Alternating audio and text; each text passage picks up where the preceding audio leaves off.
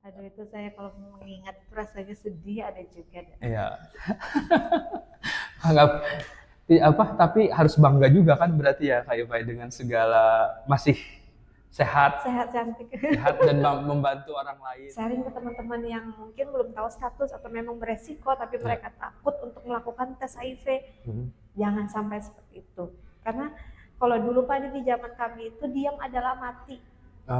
Saya ingat banget itu.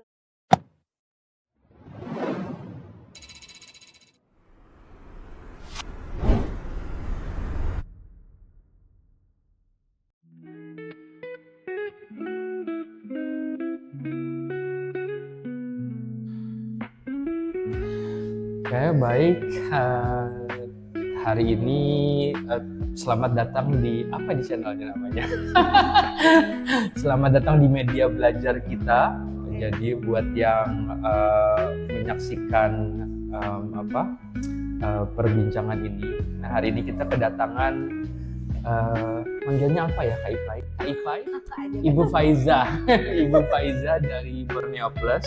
Kalau saya manggilnya biasanya Kak Ipai. Iya, halo Kak Adi. Sudah berapa tahun? Mungkin ada 5 tahunan ya kita. 5-4 tahun bermitra ya. Kak Adi, kurang lebih.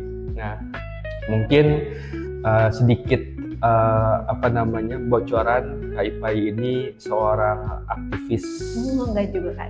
Komunitas, tapi komunitas apa saya tidak pengen membocorkan lebih banyak, jadi mungkin Kak Ipai bisa kenalan dulu tentang dirinya dan juga dari organisasi apa mungkin itu. Oke, siap. Oke, halo Pak Adi, udah lama nggak ketemu kita lah, kurang lebih 1 tahun ya. Setahun terakhir 2023, hampir lebih kayaknya. Iya, kita bermitra dari mulai pandemi, saya ingat banget tuh pandemi COVID. Ya, 2021 ya kan? Iya, kurang lebih begitu. Ya, waktu syuting. Kayak masker masih. Betul. Oke, salam kenal semuanya. Saya Faiza. Saya dari Borneo Plus. Nah, Borneo Plus itu apa? Borneo Plus itu kelompok komunitas yang terdiri dari atau komunitas yang basisnya orang dengan HIV kan. Itu saya cerita sedikit ya tentang Borneo Plus ya. Jadi Borneo Plus itu didirikan, bukan berdiri sih sebenarnya, kita buat kegiatan atau kita butuh wadah. Sebenarnya Borneo Plus itu adalah wadah di mana orang dengan HIV itu bisa bersuara atau berbagi informasi.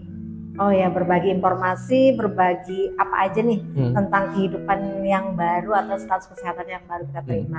Jadi awalnya dulu itu kita itu ketemunya di layanan kesehatan sebenarnya Pak Adi.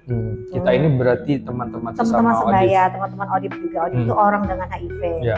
Jadi kita tahu status, kita tes, ternyata kita memang statusnya HIV-nya positif, terus dipertemukan oleh dokter nih, dikenalin dulu, belum ada program macam-macam belum. Jadi kita ditemukan oleh dokter, dikasih nomor ke teman-teman yang ODIP yang mungkin udah 1 tahun lalu dan terinfeksi. Itu awalnya dulu itu di 2007. 2007 itu saya 2006 saya tahu suami almarhum itu tahu status. Setelah itu di 2007 saya mulai mencari-cari di mana sebenarnya pasti ada nih kelompok atau wadah yang memang memberikan ruang untuk kita berdiskusi dan pengen tahu banyak terkait informasi status kesehatan kita. Kalau sekarang sih mudah kayak Pak Dia dapat internet, sudah buka internet. Kalau dulu internet tuh kita harus ke warung internet. Mungkin kita seangkatan. Iya, seangkatan kita 2007 warnet zaman itu. Kan dulu zaman ya begitulah, mencari internet itu harus ke warung dulu, warung internet. Belum ada broadcast WA ya, belum ada. Jadi informasi itu sangat minim. Akhirnya kita ketemu oleh dokter itu, dikasih nomor kontak beberapa teman-teman. Kita bertemu, saya juga rasanya nggak percaya, ternyata bukan hanya saya yang ada di kota. Kebetulan saya tinggal di kota Banjarmasin. Ternyata bukan saya sendiri yang terinfeksi di kota Banjarmasin ini. Ada banyak teman-teman yang memang notabene adalah teman-teman komunitas pecandu. Memang suami saya itu pecandu nafsu, kita terinfeksi drug user. Akhirnya kita berkumpul, berdiskusi, jadi saling berbagi bahwa ternyata saya nggak sendiri ya di sini.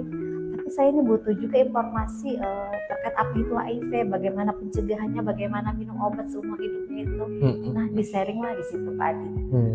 Jadi saya secara pribadi ya saya sangat terbantu dengan adanya wadah ini, kelompok ini yang ibarat kata itu bergandengan tangan untuk menghadapi status kesehatan kita yang hari itu waktu saat itu ya di 2007-2008 itu nggak mudah. Iya.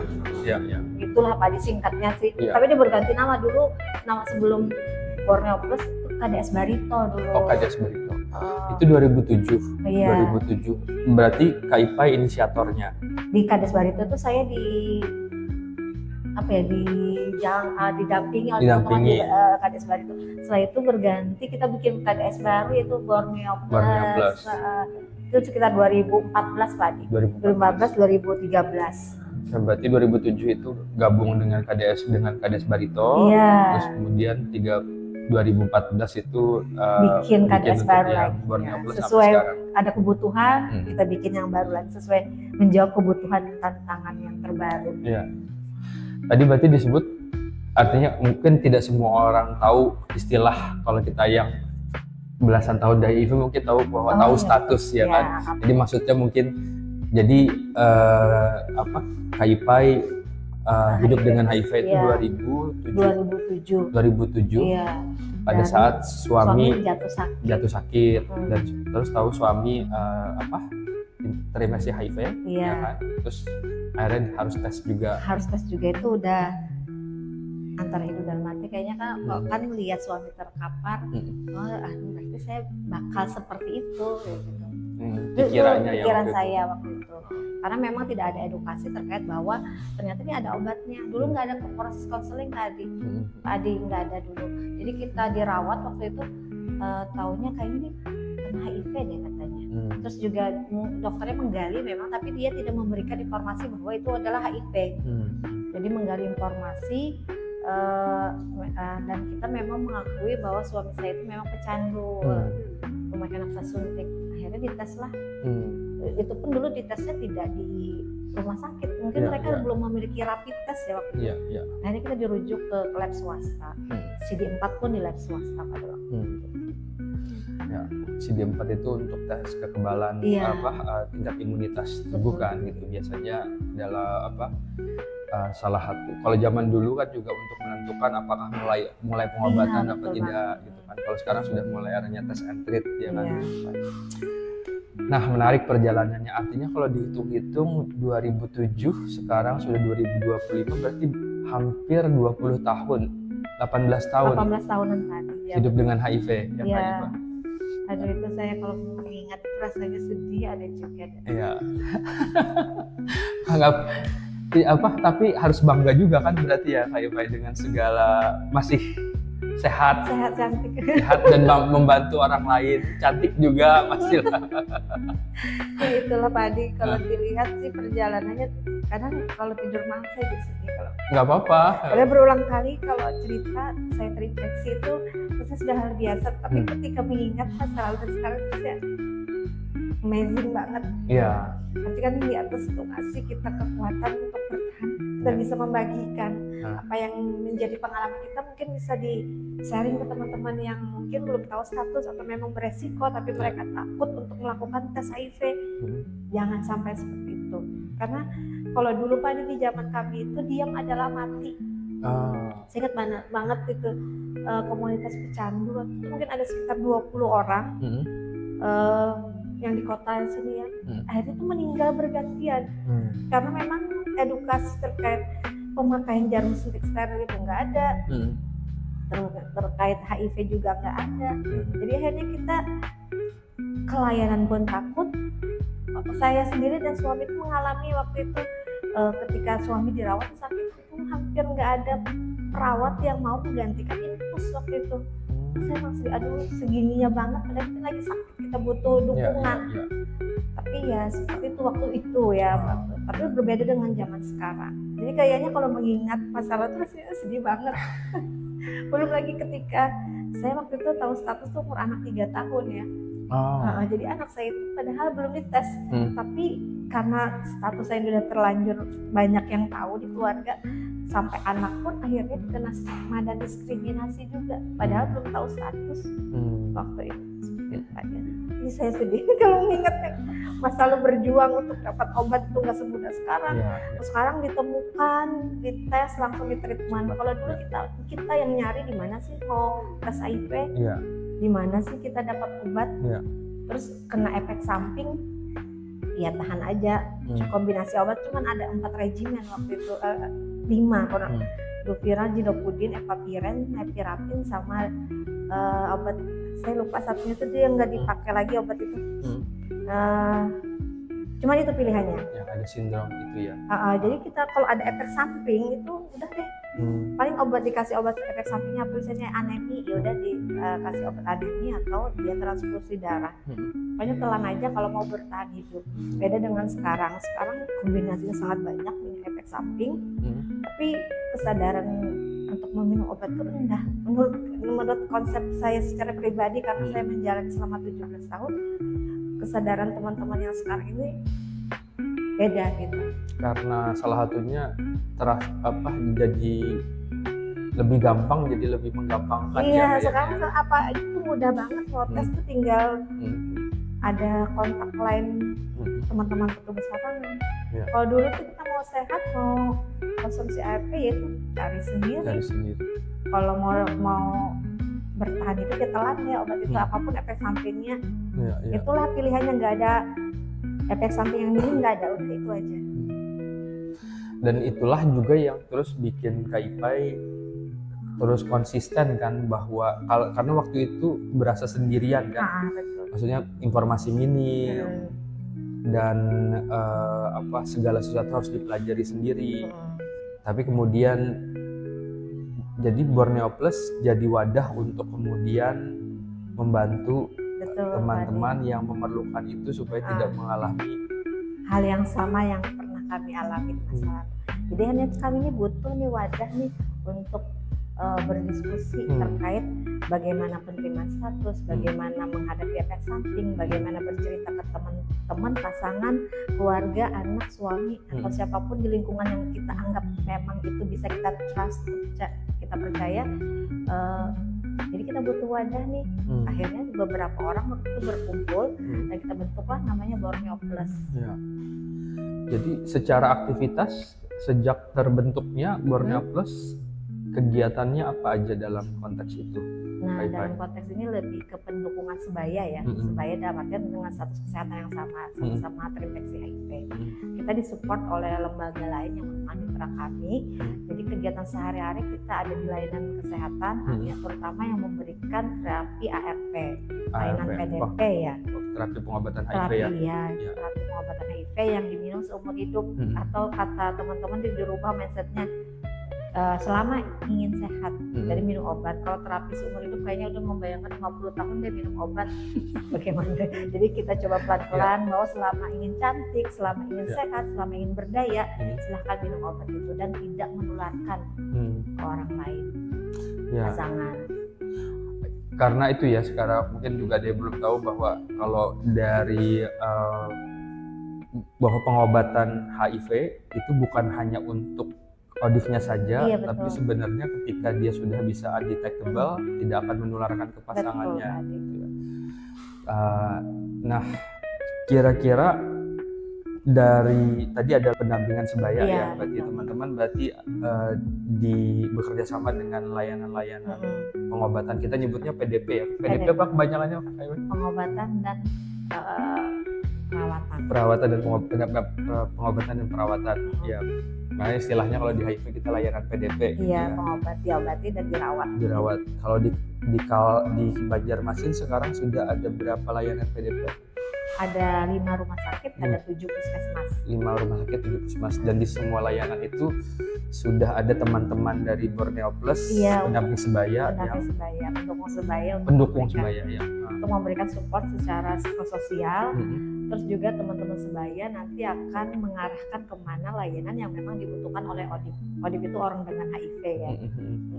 Jadi kita setiap hari mobilisasinya ada di 12 tempat tadi 12 kurang lebih ya. layanan Kita PDP. bergantian sih Pak Adi, ada 8 orang sebenarnya penunggu sebaya yang ada di Kota Banjarmasin. 8 orang ya.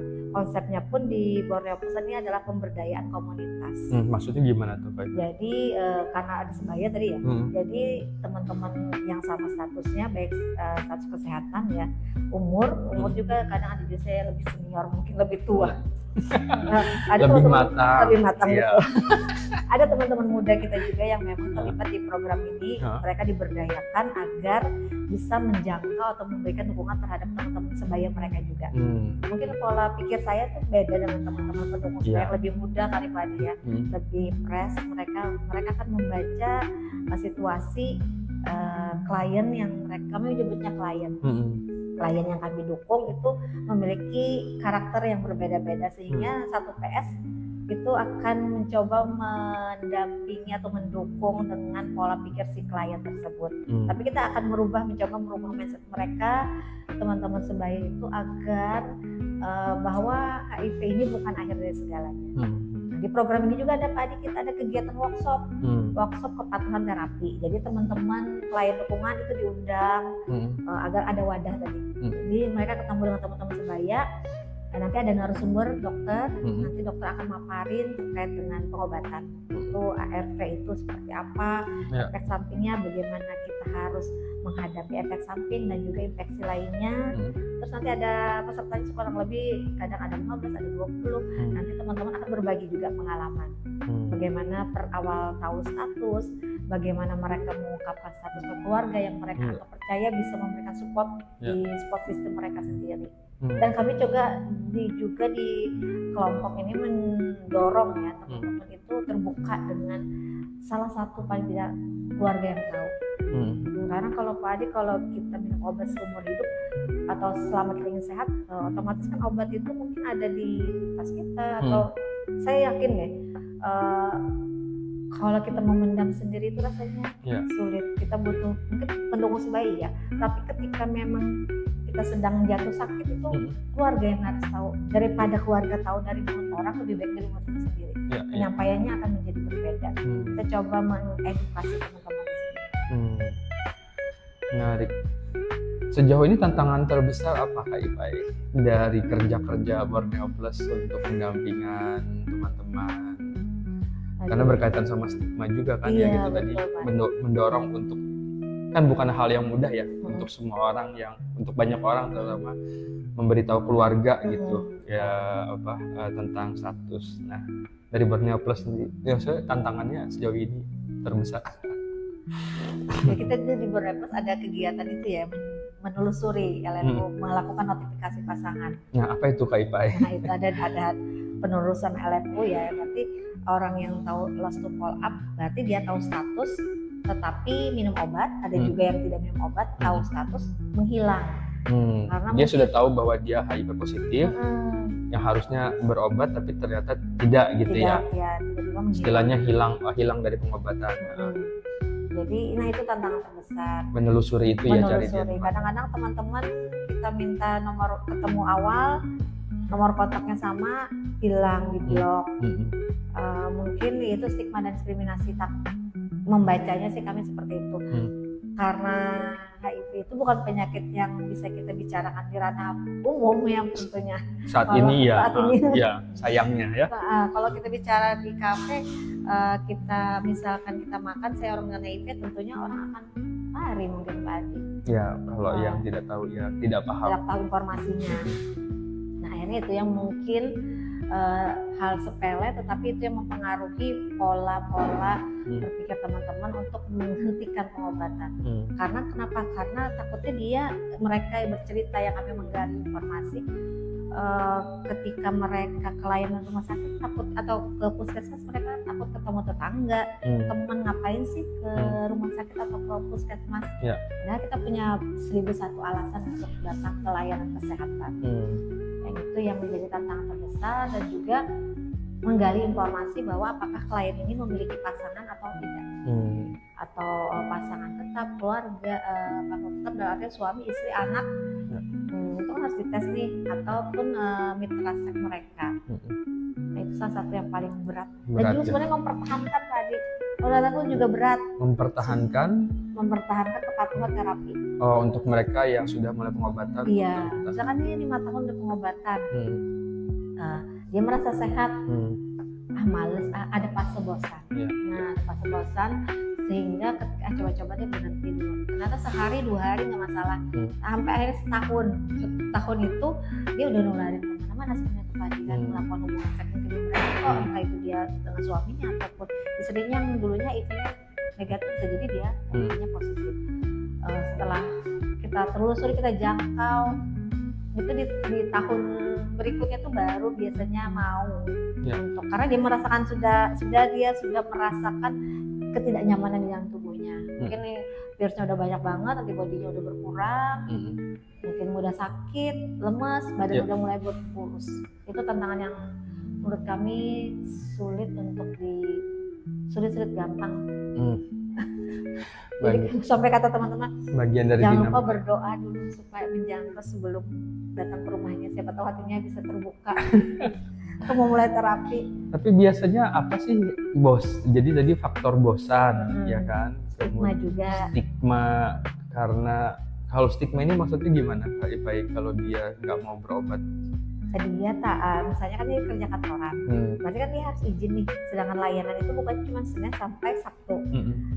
Terus ada kemungkinan teman-teman bekerja juga Senin sampai Sabtu di jam yang sama dengan jam buka layanan. Malah layanan tuh jam 12 sudah tutup atau jam 1. Jadi kalau izin terus setiap bulan nanti akan menimbulkan pertanyaan nih dari pihak kantor atau tempat dia kerja, kenapa jadi kok izin melulu gitu ya. Terus belum dia nanti ketemu di layanan, ternyata orang loket itu tetangga aku.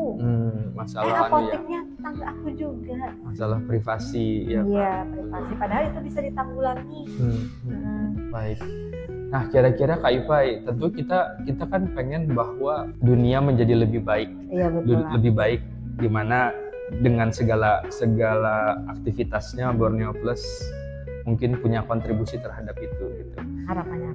Tapi kalau dari KIP sendiri melihat dalam situasi konteks HIV saat ini gitu, kira-kira apa yang perlu dilakukan secara lebih baik ke depannya dalam hal apapun ya gitu, terutama untuk dari sisi komunitas nih gitu. Ya. Harapannya untuk membantu penanggulangan ini lebih baik ya, supaya lebih baik, kemudian siapapun yang tahu status bisa cepat mandiri ya gitu kan, untuk berobat tidak hilang. Oh iya, betul.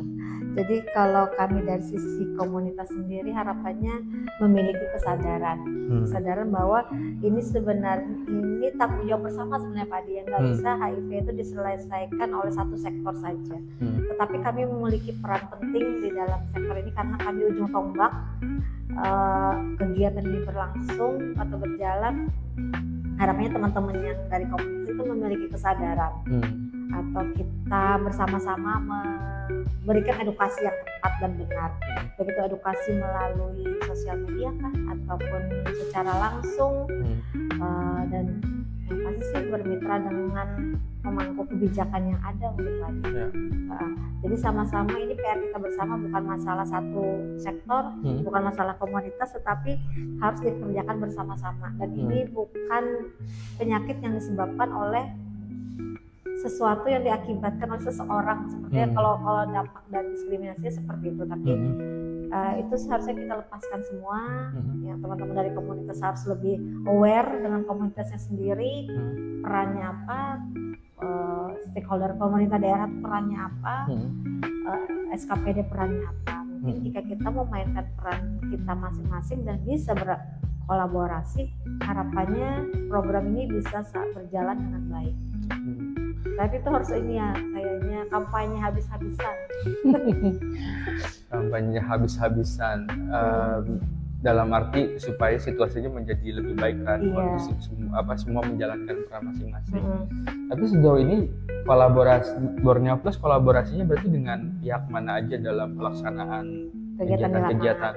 Tentunya dengan Dinas Kesehatan Kota, Dinas Sosial yang memegang kalau jaminan kesehatan ya, jaminan sosial, tentu saja dengan timnya Pak Adi juga dunia pendidikan itu kami banyak berharap dari dunia pendidikan, karena dengan di dunia pendidikan itu penyebaran edukasi itu kan kayaknya ujung tombaknya di situ deh Pak Adi ya. Edukasi dalam arti mereka ya mahasiswa bisa paham lebih awal gitu ya tentang ini ya gitu. Teman-teman muda kita yang SMA mungkin masih itu, karena ini kembali ke klien baru kami ini banyak yang usianya antara 20, 18, berarti kan dia beresiko di usia lebih awal lagi. Ya. Artinya kan peran dari dunia pendidikan itu sangat memiliki peran yang penting juga. Begitu juga dengan sektor ketenaga kerjaan. Banyak juga klien yang bekerja yang mereka masih produktif tetapi diberhentikan hanya karena status kesehatan mereka. Lanjut tentang mitra-mitra yang sudah berkolaborasi. Kita tentu kalau kami dari sisi pendidikan juga tentu dari pengalaman dan selalu senang gitu punya mitra seperti KIPAI dan teman-teman. Kalau tadi disebut dinas kesehatan tentu mau tidak mau ya, karena sesi pengobatan yang mereka bagian pelayanan adalah koneksi dengan mereka, dan dinas sosial sejauh ini sudah berjalan, karena kalau tidak kolaborasi jalan sendiri kan jalan sendiri betul. Dan saya yakin juga teman-teman di layanan PDP juga jadi terbantu dengan adanya teman-teman PS pasti ya.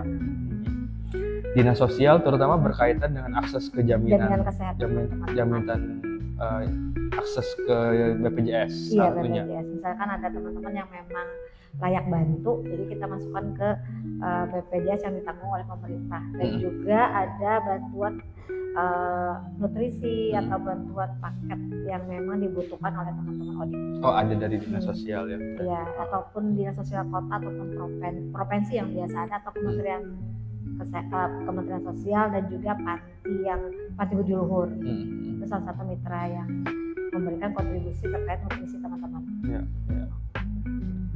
UIN juga ada mitra kita juga melalui Pak Imen, KPH provinsi juga. Untuk kegiatan-kegiatan yang sifatnya berkaitan dengan penelitian, iya betul, atau pengabdian masyarakat biasanya ya gitu, seperti yang lain-lain.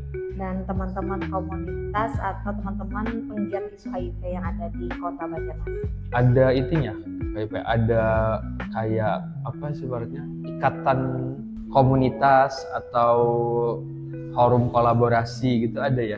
Ada, kita ada koalisi peduli HIV/AIDS. Itu kita dibentuk. Itu multi sektor berarti ya? Iya, multi sektor. Ada dari penggiat isu HIV sendiri, ada dari dunia pendidikan, kemarin itu dari kesehatan juga. Itu sih masih beberapa sektor itu aja sih tadi. Cuman itu tadi akhirnya mengembangkan bahwa ternyata isu HIV ini tidak hanya ada di orang kesehatan saja yang membantu menyelesaikan masalah, tetapi ternyata dunia pendidikan penting, dunia ketenaga kerjaan juga. Semua pokoknya HIV itu ternyata tidak hanya berbicara isu sosial ya. Isu sosial akhirnya. Betul. Jadi mereka yang awalnya nggak tahu, saya nggak menyangka ternyata di Kota Banjarmasin ada kasusnya seperti ini ya. Iya, kita bilang ternyata ada. Dan peran kita tuh apa sih di program ini untuk penanggulangan ini? Seperti itu. Nah, terus kalau bicara kira-kira kalau kita bicara konteks, saya yakin sering advokasi pasti salah satu advokasi kan pasti yang harus dilakukan Borneo Plus. Diskusi sih lebih banyak ya. Iya. Karena kalau tidak yang diinginkan tentu kan tidak ada orang yang kesulitan mengakses kan. Iya, gitu betul. Ya. Sejauh ini kalau merefleksi, kalau dibilang ada pada hasil advokasi apa yang menurut KIPAI itu wah ini kayaknya yang sejauh ini gongnya gitu yang dirasa berhasil gitu. Ini yang mana ya, bingung. Ya. Kalau mungkin layanan yang awalnya susah didekati, susah menjadi lebih nyaman, itu mungkin suatu hal yang membuat kami merasa berarti ini jadi payah teman-teman ini ada juga membuahkan hasil, mendorong suatu layanan atau suatu sektor yang awalnya tidak mendukung program ini menjadi mendukung. Tentu saya juga bingung yang mana. Mungkin karena merasa jadi sangat biasa, jadi padahal kalau orang lihat kan mungkin sudah luar biasa gitu, tapi kan hari-hari dilakukan ya kan. Iya, tapi artinya kalau advokasi tidak harus berhenti satu kali, harus berulang ya, muka tembok aja untuk merubah situasi yang memang tidak bisa menjawab kebutuhan kami, akhirnya bisa menjawab kebutuhan. Itu aja sih Pak. Dan kalau tidak salah saya ingat 2 tahun yang lalu ya, bahkan terakhir kita ketemu waktu itu kan di Banjarmasin puskesmas belum bisa jadi PDP kan waktu itu. Dan itu jadi diskusi kita bersama waktu itu kan ya. Penelitian yang 2 tahun yang lalu itu Pak, ya kurang lebih. Dan sekarang sudah ada 7 puskesmas. 7 puskesmas. Dari berapa di Banjar? 28. Artinya itu salah satu hasil advokasi tuh, ya kan? Mungkin salah satunya, tapi mungkin dari atas juga mewajibkan. Terus tuh kita diskusi kemarin ya Pak, yang triple eliminasi itu ya. Setelah itu kami memaksa satu layanan yang awalnya nggak mau PDP. Dia ada obat waktu itu, tetapi belum ada pasien dan memang belum berani mungkin ya memulai. Nah itu akhirnya di April 2024 tuh dia mau tidak mau harus buka karena kami ada 2 orang. Waktu itu 2 orang yang kami bawa Kak, itu memang dia, ini cerita sedikit Pak, dia dia teman-teman dari dalam lapas. Dari dalam lapas kan berarti tidak mempunyai jaminan kesehatan, susah keluar dari lapas. Itu bagaimana caranya agar dia dapat ART, dan dia ternyata klien lama yang tidak berobat sampai sekarang. Sampai 2015 kita coba, waktu itu hanya di salah satu layanan di rumah sakit mahal biayanya, yang mau bayarin siapa, sedangkan jaminannya belum diuruskan dan masih terkendala KTP dan surat domisili dan lain sebagainya. Akhirnya kita coba datang ke satu puskesmas, tolong banget nih Bu, kita nggak bisa lagi bawa dia kemana-mana, dananya nggak ada, kemarin sudah dibayarin sama penyidiknya untuk pengecekan lab. Terus itu kita cuma ada waktu 1 bulan kurang lebih, atau kurang lebih 1 bulan dia harus dapat ART sebelum dia masuk ke lapas. Karena kalau masuk ke lapas kita akan sulit untuk membawanya keluar untuk pengecekan laboratorium lainnya. Akhirnya alhamdulillah puskesmas tersebut bersedia. Jadilah mereka 2 orang itu pasien pertama mereka. Oh wow, dan sekarang sudah jadi berapa pasiennya di sana? 191. Yang itu luar biasa. Wah, awal-awal luar biasa akhirnya mau di layanan tersebut menjadi memang harus menjadi PDP, cuma memulainya tuh mereka bingung. Jadi kami doronglah dengan pasien baru, klien baru. Alhamdulillah dari situ memang layanan tersebut memang sangat kooperatif, memang semua layanan sudah sangat baik. Cuma mendorong untuk mereka memulai. Ya. Nah, ada mahasiswa yang mendengar, yang mendengar ini atau nonton ini nanti, kalau bicara advokasi kesehatan yang disebut oleh Kak Ipai tadi, itu salah satu advokasi nggak perlu turun ke jalan, bukan dalam turun ke jalan ya kan. Gitu. Dan menariknya adalah ketika saya bilang Kak, keberhasilan apa sih yang paling membanggakan, Kak Ipai lupa karena itu berasa hal biasa. Bingung mana kayaknya biasa. Karena sesuatu yang sudah emang secara pikirkan itu sesuatu yang memang layaknya dilakukan. Iya, dan harus. Sehingga jadi tidak terasa istimewa buat Kak Ipai, tapi sebenarnya kalau kita lihat dari refleksi lain bahwa itu bukan hal yang mudah dan membukakan akses kan gitu. Iya. Dan pada akhirnya tujuan kita secara program adalah akses untuk semua kan. Iya, kita nggak ingin ada orang yang membutuhkan layanan, apalagi ODIF, layanan pengobatan terhambat untuk itu. Iya. Terima kasih Kak Ipai sudah berbagi banyak. Siap aja. Mungkin di lain waktu kita bisa cerita lagi. Siap. Mungkin beberapa hal spesifik lainnya, siapapun nanti yang akan dapat manfaat dari pembicaraan kita ini. Ini mungkin sebagai perkenalan umum. Ada banyak hal spesifik, kita belum bicara tentang khusus tentang isu perempuan. Kak Ipai 17 tahun, seorang ibu, waktu itu tahu status karena suami sakit dan terus meninggal ya. Kak Ipai yang tentu juga tidak mudah sendiri, dan saya yakin tantangan dari teman-teman ODIF perempuan juga ada lebih khusus lagi di sini kan, gitu kan. Nah, jadi Buat yang penasaran, nanti mungkin ada episode-episode lainnya. Siap gitu. Pak Adi. Tapi untuk saat ini saya minta Kak Ipai kira-kira apa pesannya nih untuk yang melihat percakapan ini, khususnya teman-teman mahasiswa ya, audiens utama kita terkait isu HIV. Oke, apa ya buat teman-teman mahasiswa yang nonton channel ini gitu ya Pak Adi ya. Harapannya melihat suatu permasalahan jangan dari satu titik, tapi lihatlah di banyak sisi. Seperti Pak Adi bilang tadi, isu perempuan, ternyata perempuan dengan HIV itu lebih complicated juga permasalahannya.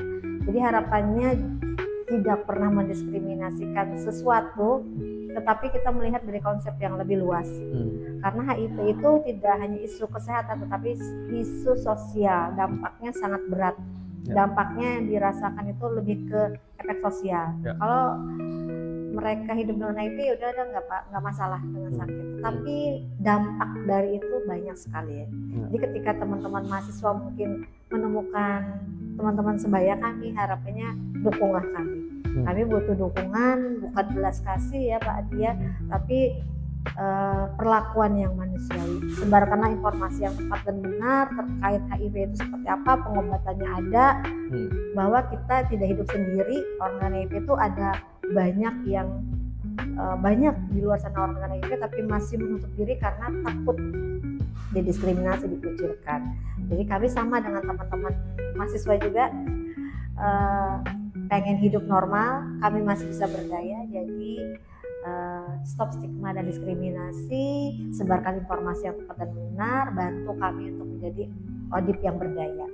Iya, makasih banyak Kak Sama-sama Adi dan teman-teman. Sampai ketemu. Sampai ketemu di episode lainnya. Oke. Cut.